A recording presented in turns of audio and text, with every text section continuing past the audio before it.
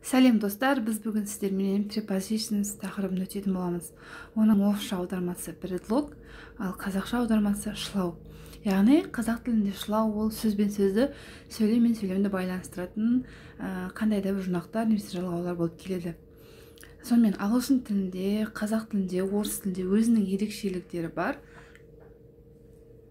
Әрқайсысы әртүрлі түрге бөлінеді. Ал ағылшын тілін айтатын кететін болсақ, оның да өте түрі көп. Ал негізгі қолданатын бізде үш түрі бар. Prepositions of time, prepositions of place, prepositions of movement. Яғни time дегеніміз уақыт, place орын, қай жерде екені, ал movement қозғалыс. Сонымен достар, бірінші біз мына бір мысалға назар аудара кетейік. I was born on November 24th, 1996. Мен қараша айының 24-ші жұлдызында дүниеге келдім. 1996 жылы. Бұл жерде 24-ші қараша деп тұрған кезде, оның алдында міндетті түрде 10 шылауын қоямыз. Ал келесі I was born in 1996. 1996 жылы дүниеге келдім дейді. Яғни жылдың алдында in шылауы келеді екен. I was born at exactly 1 p.m. Мен түскі 1-де дүниеге келдім. Точно. Яғни бұл жерде сағаттың алдында at шылауы қолданады екен. Сонымен қатар before and after. Before дегеніміз дейін, after кейін.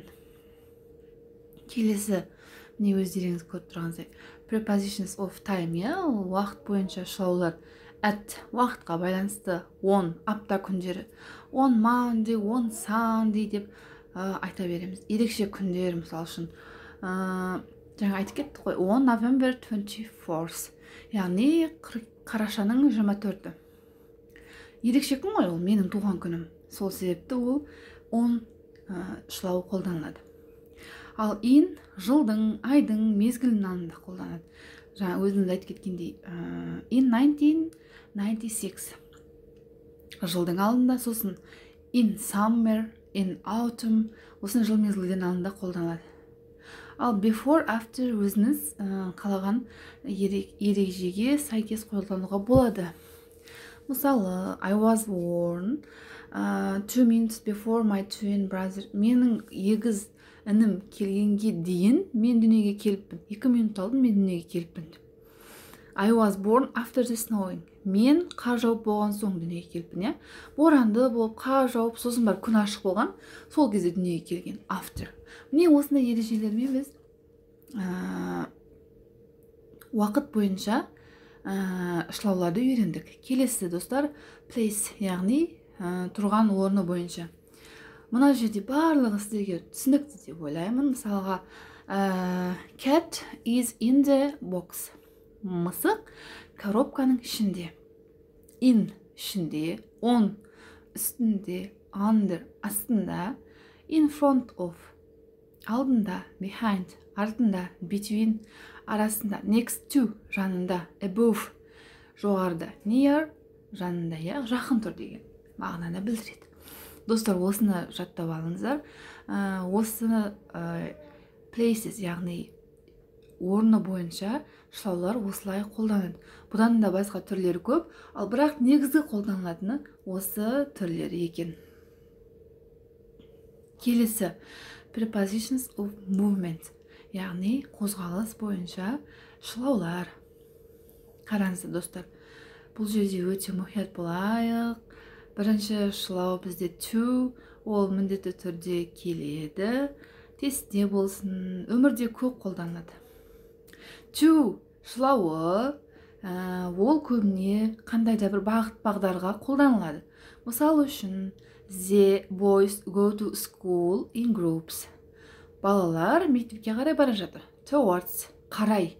Мысалы үшін, ол маған қарай, мен оған қарай жүгірдім деген сияқты сөйлемде де towards қолданады. Сосын through. Through дегеніміз кесіп өту. Соның арасымен өту деген мағынаны білдіреді. Мысалы үшін, David walked slowly through the wood. Дэвид орманның ішімен өтті, орманның ішінен жаяу өтті. Келесі into, яғни ішіне қарай бағытталған. Мысалы үшін don't put new wine into old bottles. Яғни жаңа шарапты ескі бөтелкелердің ішіне қойма деп жатыр. Over дегеніміз жоғарыдан, үстінен. Мысалы үшін he jumped over the wall. Wall стена дейміз ғой, қабырға. Соның үстінен секіріп кетті деп жатыр. Across дегеніміз бір жолдың басыменен жолдың соң жағы, яғни бір-біріне қарама-қарсы айтылады. The truck sketched sideways across the road. Жүк көлігі жолдың бойыменен, жолдың басынан төмен қарай сырғанап бара жатты. Along дегеніміз көбіне бір бағытты айтады. Мысалы үшін тауға дейін бір ғана жол болса, көлге дейін мысалға баратын жол, ұзақ жол болса, бір линия дейді ғой, сондайды айтамыз. We went for a walk along the beach at twilight. Біз жағаға жаяу бағыттадық, Twilight дегеніміз ымырт түскен уақытта. From дегеніміз бір жерден. Where are you from деп айтамыз ғой, сен қай жерденсің? Міне осы ережесі оған қолданады. Around дегеніміз айналу.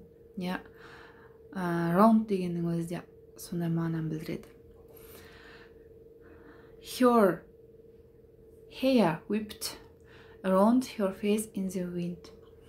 Желдің кесірінен оның шаштары бетіне оралып қалды. Оралып, айналып кетті. Onto дегеніміз үстінде. Up дегеніміз жоғары. Мысал үшін she doesn't like riding her bike up these hills. Ол өзінің велосипедін мына жоғары жотаға қарай айдағысы келмейді дейді. Енді жоғары қарай, мысал үшін бір қандай да бір төбеге қарай велосипед айдаған өте ыңғайсыз ғой, дұрыс па? Сол үшін айтылған. Down дегеніміз төмен. It's easier to run down the hill than go up. Мысал үшін жаңағы жартастан, жотадан, төбеден төмен қарай жүгірген өте оңайырақ жоғары қарай жүгіріп көтерілгеннен. Көрдіңіздер достар, осындай мағынаны білдіреді. Сұрақтарыңыз болса қойыңыздар. Жалпы бағыт бағдар бойынша, яғни қозғалыс бойынша шылаулар осылай бөлінеді. Жазып өздеріңізге түртіп алыңыздар. Сұрақтарыңыз болса, міндетті түрде комментарияға жаза кетіңіздер.